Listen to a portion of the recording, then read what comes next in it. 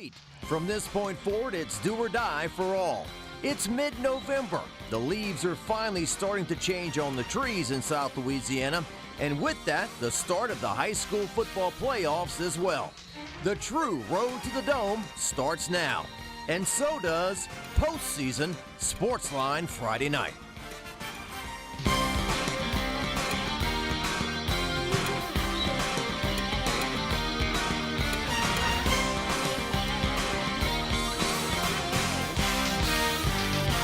Welcome to Sportsline Friday night. I'm Jacques Doucet, along with Kevin Baptiste. And these young men, they started lifting last winter. They moved through the spring, 7-on-7 during the summer, 10-week regular season, and now do or die. Always go back to that old saying. A wise man once said, playoffs. Playoffs. Don't talk about playoffs. We can talk about playoffs. As you said, all those hard works, 7-on-7s, those workouts, all that culminates to here. Teams trying to get to the Dome, and we're going to start things off in Gonzales. East Ascension, they took on West Ouachita. East Ascension went in. They ended District 5-5-8 in that tie with Denham Springs. The Spartans went in as a 12 seed, and they got things going early as Jason Blackburn got the handoff for a nice run. And then a few plays later, they're going to stick with what works, give it to Blackburn again. But instead of a first down, he's going to get a touchdown, standing up into the end zone, and that puts EA ahead 7-3. Second quarter, EA offense back at it again. Jeremiah Merriweather, he gets the handoff, and now he is gone off to the races into the end zone, standing up for another EA touchdown, 14-3. EA's defense, they're trying to keep that momentum that their offense has been giving them, and they get it done right here as Alcra Anderson gets the stop in the backfield for the TFL. Spartans offense back at it.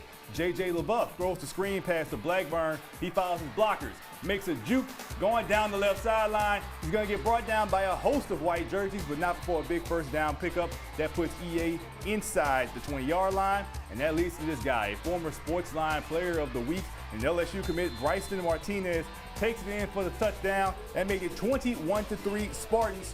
West Ouachita still trying to get something going, and they don't as they mishandle the snap. It's going to be picked up by Tony Miles, so EA's offense once again celebrating because they're going to give their offense a very short field to work with, and that's going to lead to this. Back in the pistol, Jaden Hearson. After the rollout, Jaden Hearson gets it in the end zone for the touchdown. That make it 29-3 Spartans. Everything going their way, and it just goes their way even more as they block the punt. And that sets up the Spartans just inside of midfield. And that's going to lead to Mr. Blackburn. Again, seems like he's going to be in the running for Sportsline Player of the Week with the moves that he was making in this game. Cuts, going down the sideline. Looks like he has a touchdown, but they do not give it to him. They're going to say he stepped out at the 2. So that's too bad, so sad. But they're just going to give the ball back to him again and let him finish off what he did. And that made it 36-3 East Ascension at the half. And it looked like the Spartans had no troubles in this one. If you look at the final score, yeah, no troubles. 57-17. EA gets their first round playoff win, and they will play the winner of Central and Dutchtown. We'll have those highlights for you later in the show. All right, Prairieville, this is only their second year of playing football. The school's just been open for 2 years, but they make the playoffs this year. They're on the road at Southside. Southside leading 10-0 early in the second quarter until Skylar Kelly fakes the handoff, keeps, and he's off to the races. The kid can run. That's a 73-yard touchdown, 10-7. Southside out in front, but Southside had plenty of firepower in this one.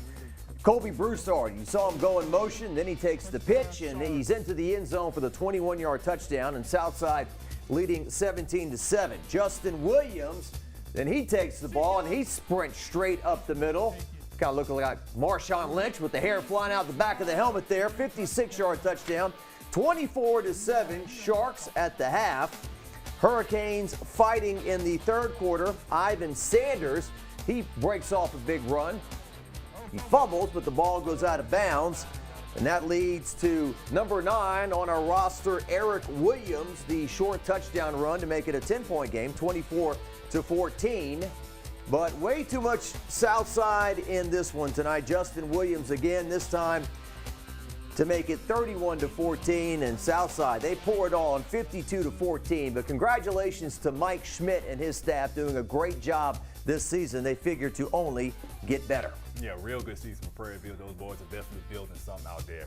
All right, so as we mentioned, EA, they're going to play the winner of Central and Dutchtown in the next round. Central, they were the only team from our area who won the state championship last year. Now they're trying to go back-to-back.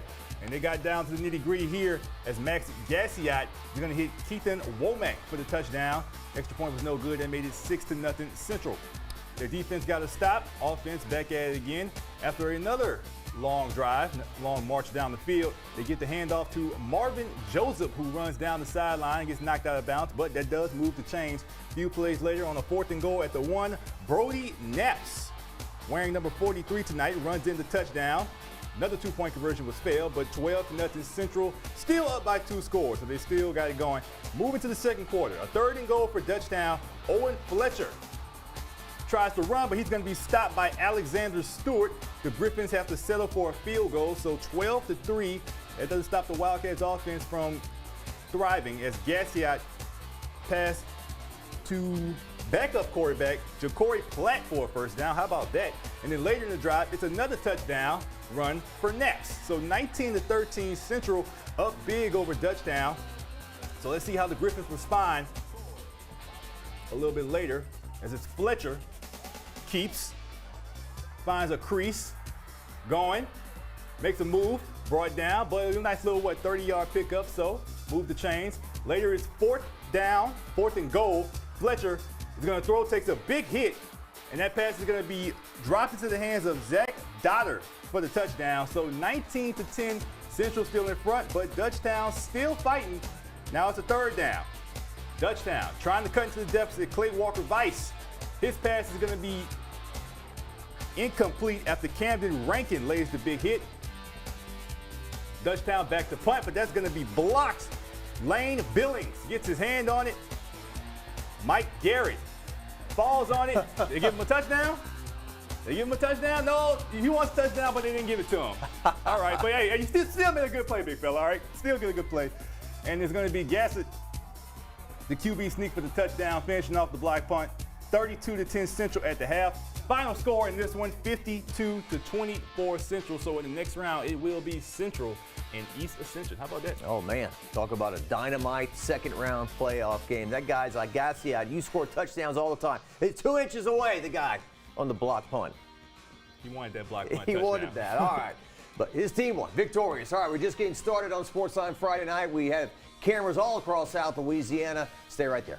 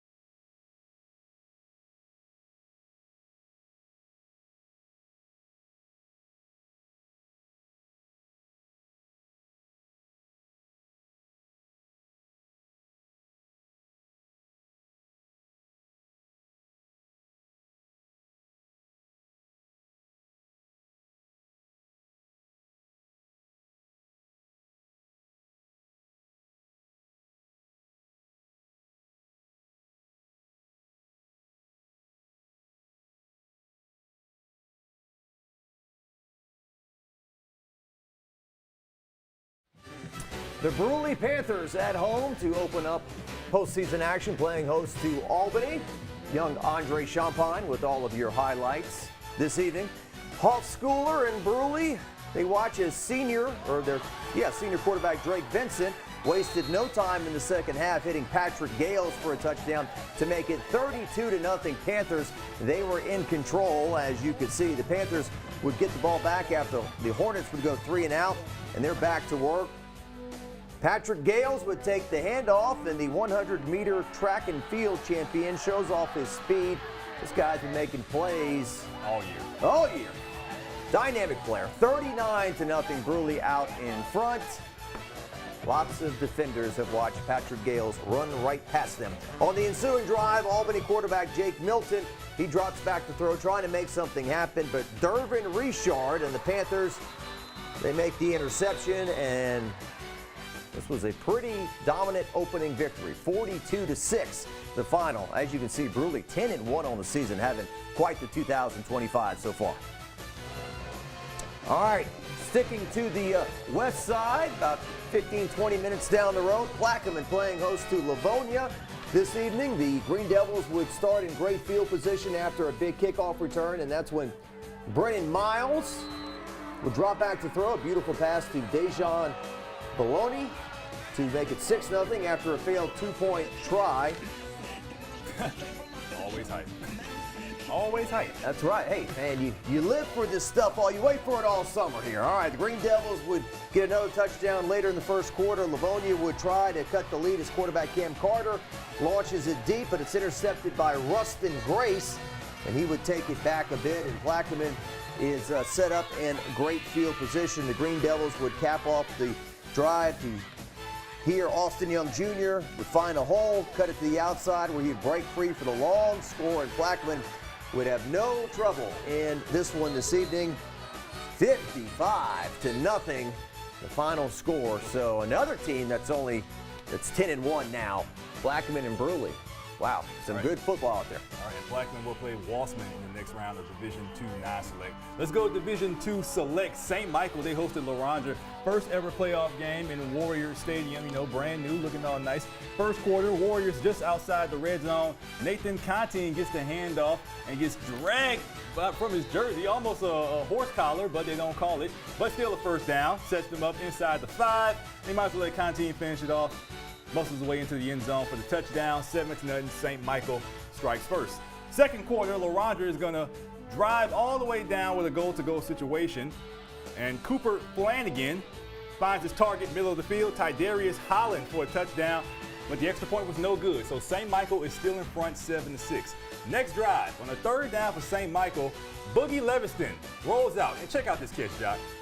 Right there. Oh, my goodness. His brother, C.J. Leviston, on his head, offensive lineman making the sign in the background. That's Sports in the Top 10 worthy right there. They're going to try the Leviston connection again, but this time it's going to be intercepted by Holland. So nothing off that drive. It's 7-6.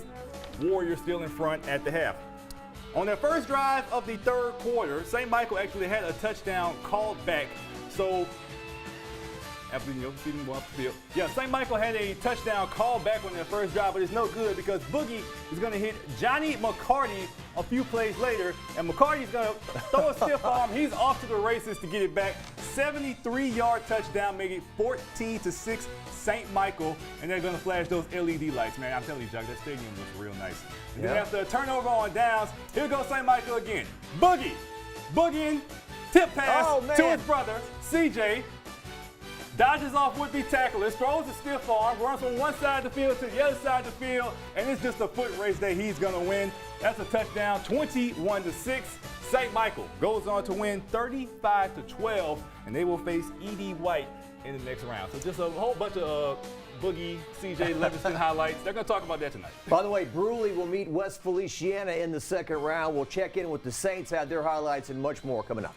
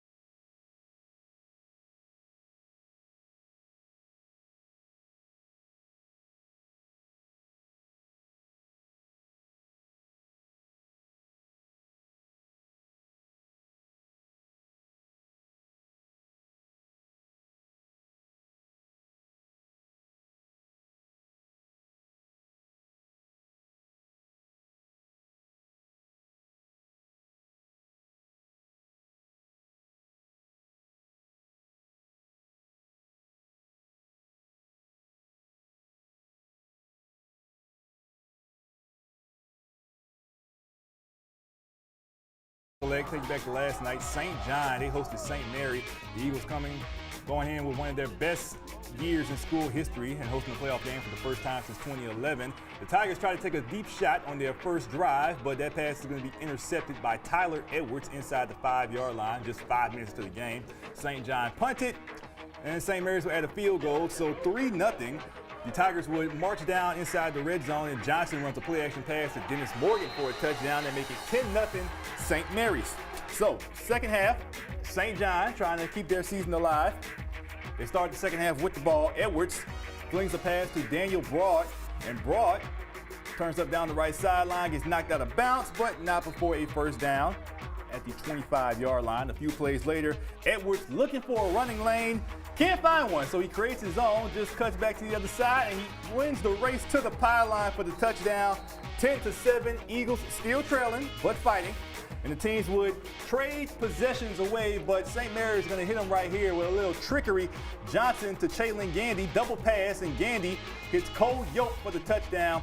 16-7 Tigers after a blocked PAT. On the ensuing drive, St. John trying to get back into it. Edwards runs, but he's going to be stripped, and St. Mary's is going to fall on it, and they would just run away from there as they go on to win by a final score of 30-14. But congratulations to St. John on their good season. There was another Thursday night game. Southern Lab played. We have highlights of that and much more coming up on Sportsline Friday night.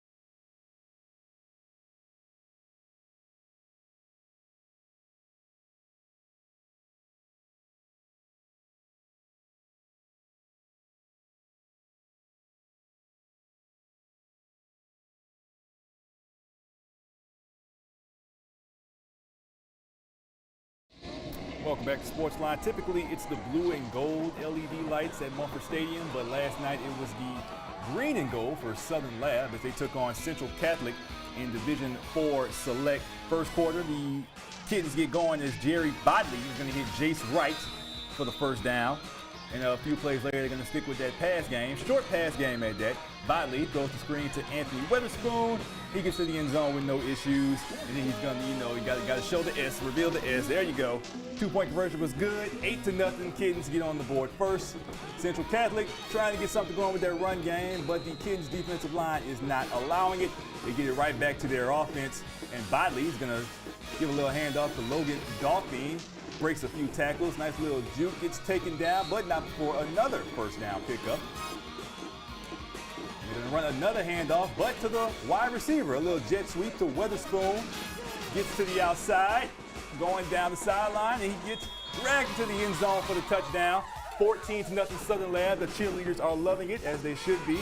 And Southern Lab defense just continues to not allow anything from that run offense that Central Catholic just could not get going last night.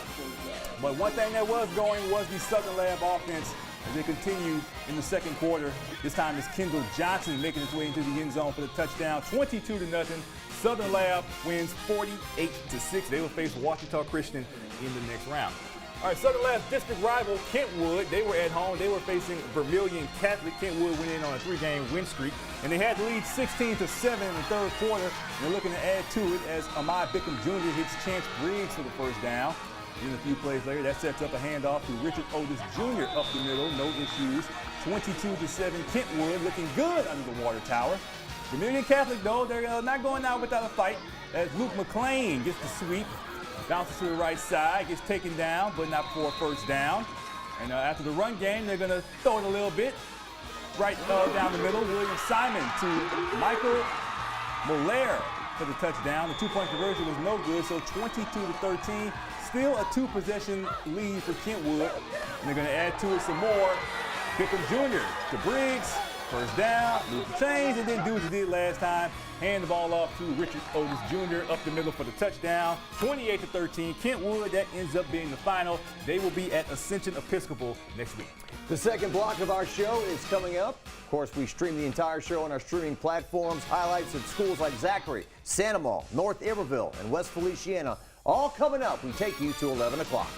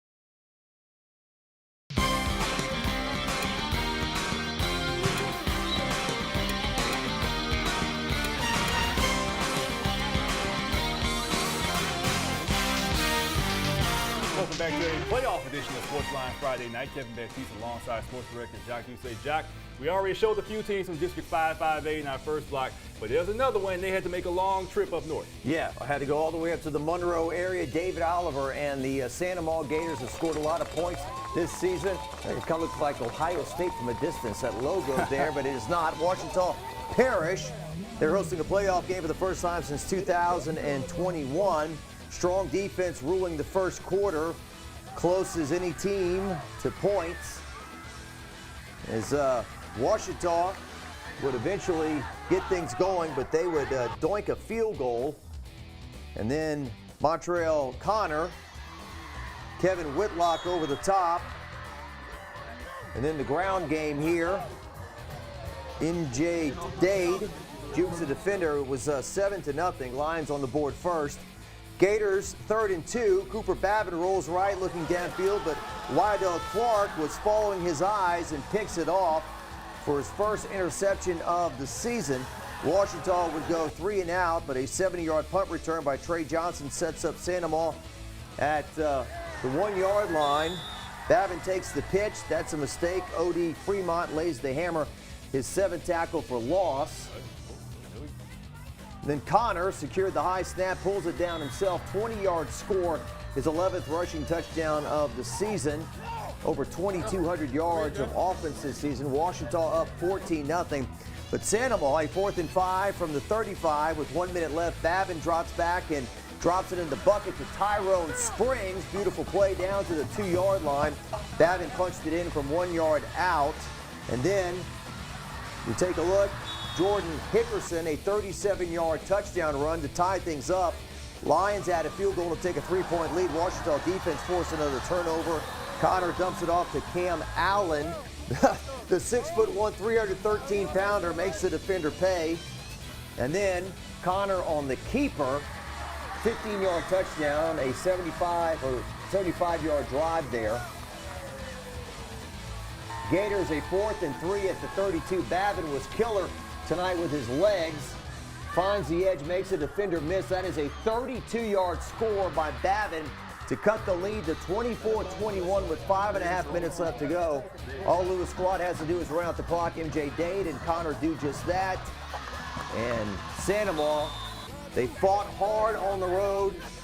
Not easy to go up there and play, but in the end, it is Ouachita Parish escaping 24-21 in a very good football game. That's been Sandoval all season, living their life on the edge. All right. In Division 3 select, 16 seed Parkview against 17 seed D'Arbonne Woods Charter. First quarter, D'Arbonne's Dalton Alberton calls his own number for the touchdown, so 6-0. They strike first. But Parkview comes right back as Kawan Striggs runs through traffic for the touchdown, so Eagles just in front. But folks, the scoring was just getting started in this one. This time is Thorne Stripling for D'Arbonne. Runs it in to give them the lead, 13-7. Then after that, D'Arbonne trying to pad the lead as Alberton this guy just weaves his way through traffic. Yeah. Wow, that's a great effort right there from the quarterback. They made it 19-7 as Parkview a little bit of a deep hole early on, but here they go again. Striggs getting the handoff, finding his crease and lane, and he is gone for the touchdown to make it 19-13. So just like that, we have over 30 points in the first quarter. Wow. All right, defense is optional. I thought the intensity went up in the playoffs. Second quarter, Stripling gets in for the easy touchdown. That make it 21-20. But what do you think happens on the next possession? Parkview gets right back in the end zone. Striggs again for the touchdown to put Parkview in front. It was tied 28-all at halftime. What is the final score? 42-28. So I guess defense actually did make an appearance in the second half. So as Parkview, they will play Lafayette Charter in the next round. Let's go to Division I non-select. Zachary, a powerhouse, 13 seed, taking on Salmen. The Broncos led 21-3 at the half, and it looked like Salmen did themselves no favors in the third quarter as this punt goes. The ball goes over the punter's head, and Zachary is just all over it to give their offense great field position. That leads to Tylik Lewis taking it in for the short touchdown run to make it 28-3. Let's try the punt again. We've seen a lot of blocked punts tonight. Special teams. I thought, like I said, it's the playoffs. Shouldn't that be corrected by now? Pick it up. He wanted that scoop and score so bad, but hey, he couldn't get it. That sets up the offense at the 2 again. Jeremy Patton takes it in for the short touchdown run and make it 35-3. And Zachary's offense, a little distance to go. Kirby to Jacoby Reams for the first down. Lewis gets the handoff. Tough run up the middle, spin. Ooh, a little helicopter move a la John Elway. Another first down. Might as well let Lewis finish it off. Touchdown, 42-9. Zachary at that point was at the final. That was not the final, but Zachary still won, 48-15. They will face Denham Springs in the next round. How about that? Well, I know David. Oh, more highlights. More highlights. Division 4 non-select in Rosedale, North Iberville hosting Arcadia. Arcadia did not get off to a good start. They got the ball first, but they put the ball on the turf. And Jordell Bass is going to jump on it to give North Iberville offense a great starting field position. So North Iberville is going to try to run the ball, and they're going to have success as Aiden Melanson gets to the left side, gets taken down, but then moves the chains for the Bears. And this time they're going to give it to another workhorse in that North Iberville backfield, Jeremy Favorite, getting the toss as to outrun some guys, but he gets to the end zone for the touchdown. That puts the Bears on the board first. Now here comes Arcadia. Try a little trickery, a direct snap to Bryce Gates. His throw is going to be way off balance, and Torrey Down says, that's no problem, I'll just take it. Putting his body on the line for that interception. North Iberville would do nothing with it, so Arcadia gets it back. They're going to try another deep shot, but Torrey Down says, don't worry, guys, I'll get it again. Snags another interception. How about that little ball hawk from Mr. Downs right there? So let's see if North Iberville's offense can do something with it this time. Little ways to go. Justice Roy is going to drop back, throw across the middle. Aiden Melanson, catch, stop, finds his crease.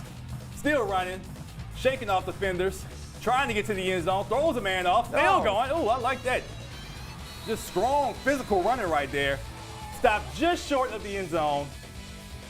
Oh, no, he did get the touchdown. All right, that was though. They did call it a touchdown. So it's a touchdown for Melanson. And it just continues for North Iberville as they're going to get a pick six right here by Mr. Downs. 3 interceptions in one half, including a pick six. The game came into focus for North Iberville. And Mr. Downs. 53-6 North Iberville. They will play, who will they play next round? I forgot who they will play. I think it's Wassman. We'll take a look. We'll take a look to confirm. I think it's Wassman in the next round. But congrats on the Bears on their home playoff win. And I was going to say, Dave Brewerton and Zachary, they obviously didn't play the way they wanted to down the stretch of the regular season, but this is the football that counts, and it was certainly a big debut for them in the postseason tonight. All right, much more coming up.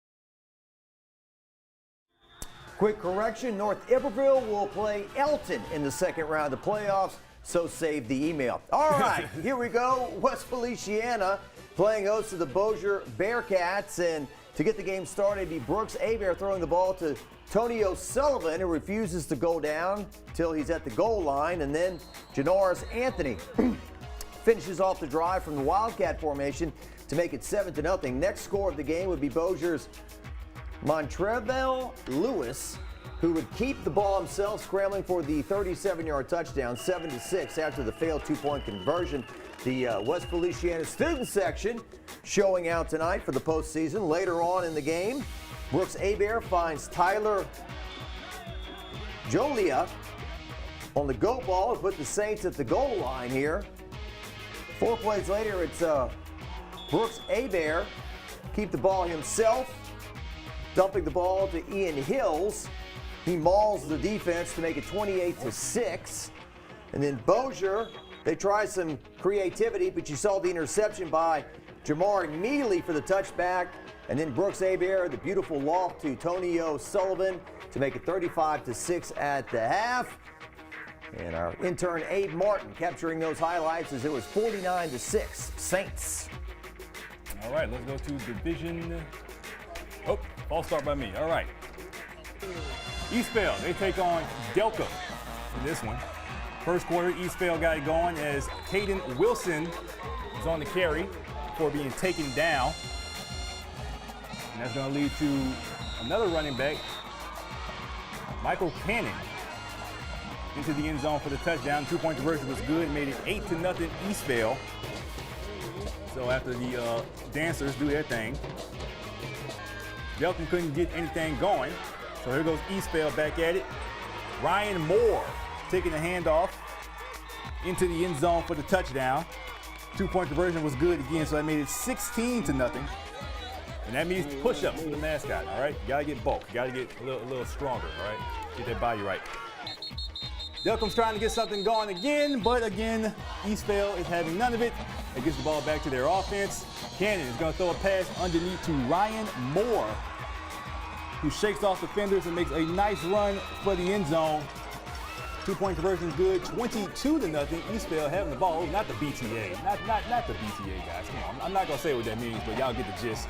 Drives later, Eastvale back at it again, and it's Cannon for the touchdown. Y'all get the picture by now. 44-6, Eastvale. They will play Faraday in the next round. You ever been to Delcambre? I've not. Nice little Louisiana town. Shrimp boats, just pure South Louisiana. All right, we got Slaughter and Pope John Paul going at it. And the Jaguars led 7-0. Here's the kickoff. And it's a big return by number 1. Like an easy return. He's jogging. But it's called back because of a penalty. Oh, my God. Okay, They call it back. Yeah, we are moving kind of at half speed. That video was not slowed down, but there's a rollout and a pass to Carson Baxter. Nice catch by Baxter. Wow, going up and getting the foot down. And then Baxter finds his man, number 1. Apologies, his name is not on the shot sheet. Nice catch, inbounds. 4th down for the Knights. The keeper breaks to the outside, down the sideline for the touchdown. Tykemian Ford, John. Tykemian Ford. Appreciate you. We have said his name plenty of times. Yeah, and I it. should know that off the top of my head, so flag me and send me an angry email. But Slaughter, 21-17, and Slaughter, kind of like North Iberville, a school that either didn't exist or wasn't doing much, has started to really come on in recent years. Yeah, Patrick Clarkson, they have that thing rolling over there at Slaughter. All right, Division III select, 10C Amite is taking on 23C Walter L. Cohen. And Cohen's going to come out with the stuff early. A fake punt in the first quarter, just like that, and it's successful. All right. Deep pass down the sideline. That's Darrell Evans to Noel Dean for the first down. Back on offense, it's Evans getting the screen pass for a first down. And rollouts going to his right.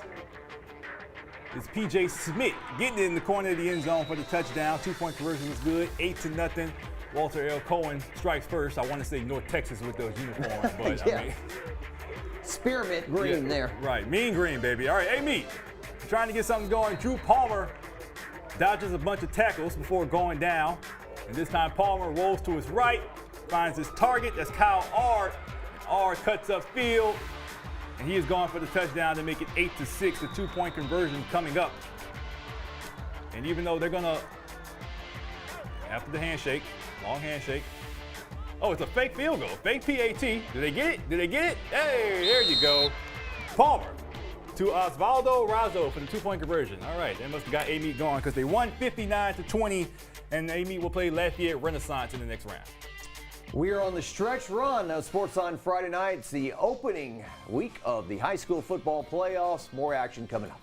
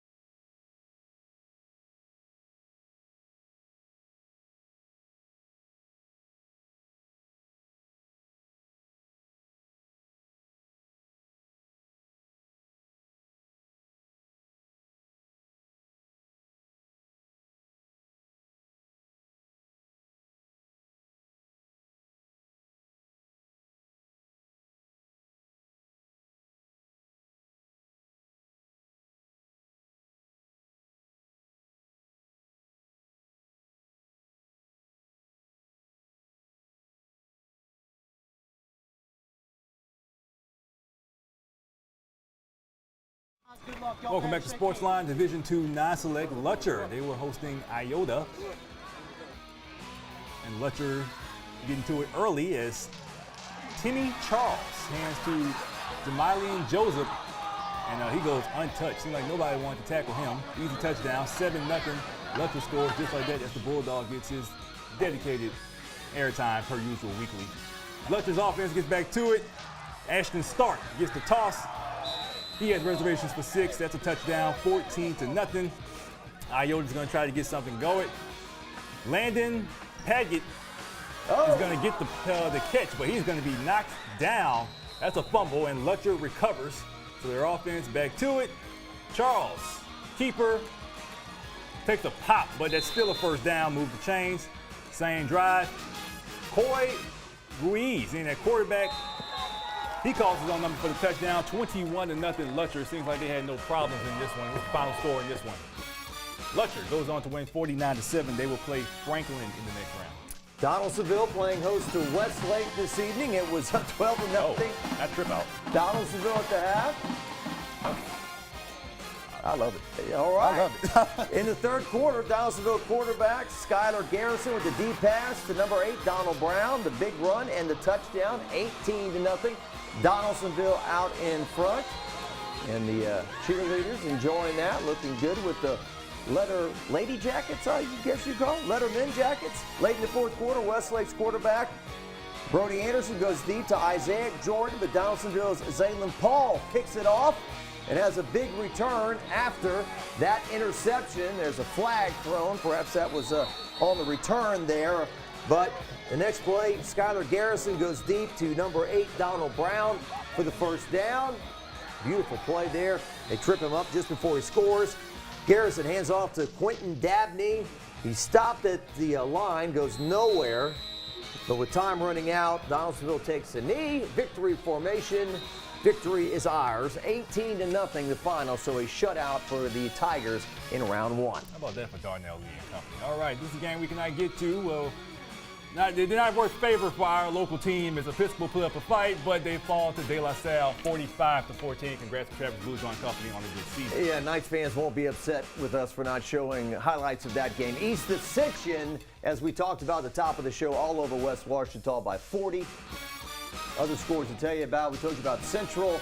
Their quest for back-to-back state titles begins in dominant fashion. Plaquemine with a 55 over Livonia, nothing. Brusly keeps rolling over Albany, 42-6. Yeah, we're going to have a lot of local games next week. I guess we show San Amant love for Brusly. They're going to play Westphal. Zachary's going to play Denham. EA is going to play Central. There goes the Zachary score right there.